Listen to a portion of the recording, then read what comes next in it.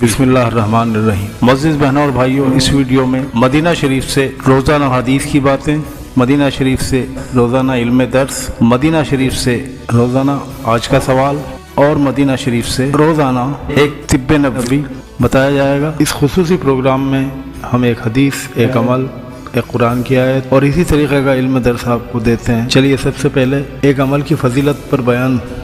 कुरान मजीद में अल्लाह ताला जो इरशाद फरमाता, माल और औलाद कुर्ब आखिरत का ज़रिया नहीं है। तुम्हारे माल और तुम्हारी औलाद ऐसी चीज़ नहीं जो तुमको दर्जे में हमारा मुकर्रब बना दे, यानी अल्लाह का करीबी बंदा बना दे, मगर हाँ जो ईमान लाए और नेक अमल करते रहे तो ऐसे लोगों को उनके अमाल का 2 गुना बदला मिलेगा और वो जन्नत के बाला खानों में आराम से रहेंगे। सूरह सबा आयत नंबर 37।